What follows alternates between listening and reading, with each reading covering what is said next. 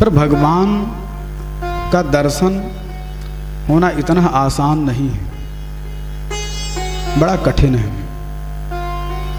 ऐसे ही किसी से अपने गुरु जी से पूछता है, गुरुदेव भगवान हमें कैसे मिलेंगे, हम भगवान का दर्शन करना चाहते हैं। जिस भगवान की लीला, जिस भगवान की कथा इतनी सुंदर है, वो भगवान कितने सुंदर होंगे। जिन भगवान की रचना इतनी सुंदर है, वो भगवान कितने सुंदर होंगे। हम प्रभु की सुंदरता देखना चाहते हैं। गुरुदेव मुस्कुराए, कई भगवान का दर्शन करना चाहते हो? हाँ ठीक, कल सुबह जब हम चलेंगे गंगा जी के स्नान के लिए, तब हमारे साथ में चलना। शिष्य कहा ठीक है गुरुदेव। गुरुदेव भगवान अपने शिष्य को लेकर के गए गंगा स्नान के लिए, और गंगा जी के धारा में जैसे पहुंचे अपने शिष्य को लेकर के, शिष्य भी और गुरुदेव दोनों गंगा जी की धारा में। गुरुदेव कहे कि डुबकी मारो गंगा जी में। शिष्य गंगा जी में डुबकी मारा, और जैसे डुबकी मारा कि गुरुदेव भगवान ऊपर से उसके गले को पकड़ लिए, और गले को पकड़ करके कुछ समय तक गंगा जी में ही उसको डुबोए रखते हैं। कुछ समय तक डुबोए रखते हैं। अपना हाथ चलाता, पांव चलाता, तड़पने लगा, भयंकर बेचैनी हुई, सांस फूलने लगा, आंख लाल लाल हो गई। कब प्राण छूट जाए कोई नहीं जानता है। भयंकर कष्ट हुआ। जब गुरुदेव भगवान जब देखे कि अब अति हो रहा है, तब हाथ छोड़े। जब हाथ जब छोड़े तब वो शिष्य ऊपर निकला।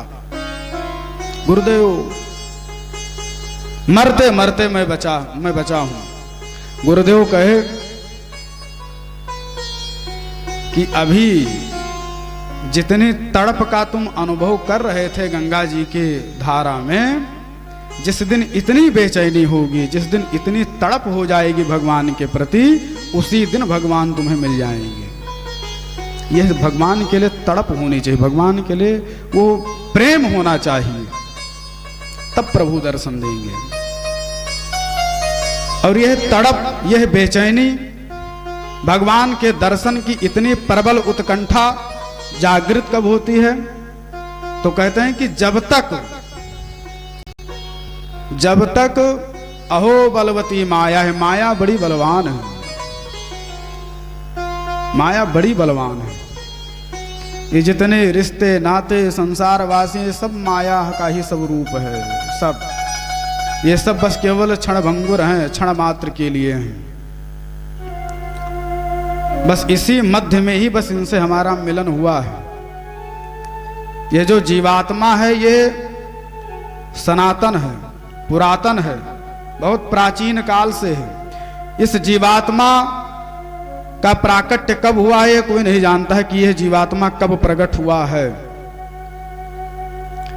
और जब से यह प्रकट हुआ है तब से यह अनेकानेक शरीर को प्राप्त करता रहता है। जिस शरीर में जाता है उसी शरीर में बहुत सारे दोस्त और बहुत सारे हित मित्र, बहुत सारे सगे संबंधी बनते रहते हैं, बिगड़ते रहते हैं, आते रहते हैं, जाते रहते हैं। और ये अभी आगे भी अभी रहेगा, और कब तक रहेगा ये भी कोई नहीं जानता है। तो ये जितना भी सबसे मिलन जुलन है, ये सब बस केवल अभी के लिए है, कुछ क्षण मात्र के लिए। ना ये पहले थे और ना ही ये बाद में होने वाले हैं, ये बस केवल अभी के लिए ही हैं। तो भगवान की यह माया है। भगवान इसी माया के चक्कर में सभी को फंसाए रखते हैं,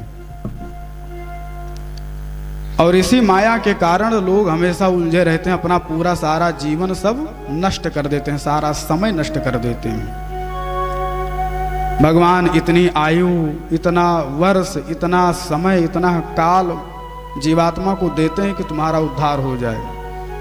परीक्षित जी को तो बस केवल 7 ही दिन का समय मिला था, और यहाँ तो 7 दिन नहीं, 7 महीना, 7 साल, 70 वर्ष तक समय मिलता है, लेकिन तब पर भी बुद्धि ठिकाने नहीं आती।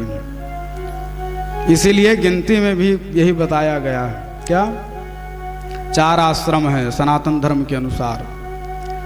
4 आश्रम, सबसे पहला आश्रम है ब्रह्मचर्य आश्रम। ब्रह्मचर्य आश्रम में यज्ञोपवीत संस्कार होने के बाद में फिर गुरुकुल में जाएं, वेदाध्ययन करें, अध्ययन अध्यापन करें, ब्रह्मचर्य आश्रम है। विवाह संस्कार हो जाए, विवाह संस्कार के बाद फिर गृहस्थाश्रम। गृहस्थाश्रम भी 25 वर्ष तक, 25 वर्ष तक ब्रह्मचर्य आश्रम, 25 वर्ष तक गृहस्थाश्रम। कितना हुआ? 50। 50 के बाद 51, 52, 53, 54, 55, 56, 57, 58, 62 तक पहुंच गया। अब सुधर जाओ, अब मान जाओ, गृहस्थ आश्रम को छोड़ो। गृहस्थ आश्रम को छोड़ करके अब कहां जाओ? वानप्रस्थ आश्रम में जाओ। वानप्रस्थ आश्रम। वानप्रस्थ आश्रम में कहने का तात्पर्य कि अपने घर के जंजाल का धीरे धीरे मोह का त्याग करो, परित्याग करो, और मोह का परित्याग करके घर बार को छोड़ करके कहीं भगवान के भजन में लगो, स्वयं के कल्याण के लिए कुछ सत्कर्म करो। वानप्रस्थाश्रम में प्रवेश करो। 50 साल से 9 साल बीत गया, तब फिर क्या कहते हैं? 59। अभी संकेत दिए 60। फिर क्या कहते हैं? 60। 60 मतलब होता है मूर्ख। 60 मतलब क्या होता है? मूर्ख। अरे भैया 62 हो गया, अब तो सुधर जाओ।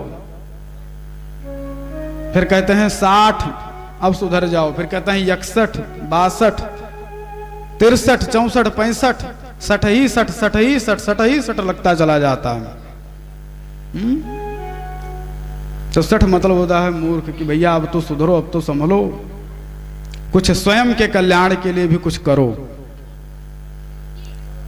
तो भगवान की जो माया है बड़ी प्रबल है। भगवान अपने माया के जाल में ही सभी जीव को फंसाए रखते हैं, और उसमें भी सबसे भयंकर मोह होता है शरीर का।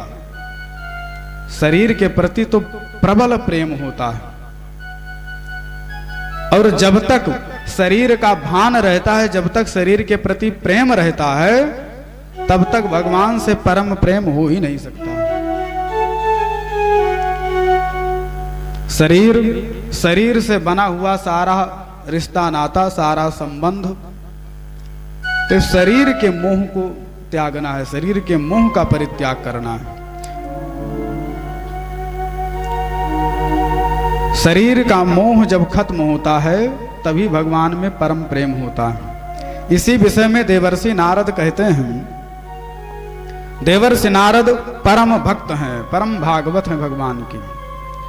देवर्षि नारद की ही कृपा से, देवर्षि नारद के उपदेश मात्र से ही ध्रुव और भक्त प्रहलाद जैसे बड़े बड़े भगवान के भक्त हुए। देवर्षि नारद की ही कृपा है। देवर्षि नारद की ही कृपा से भागवत, महापुराण, वाल्मीकि रामायण, बड़े बड़े ग्रंथों का रचना हुई है। सब देवर्षि नारद की कृपा है।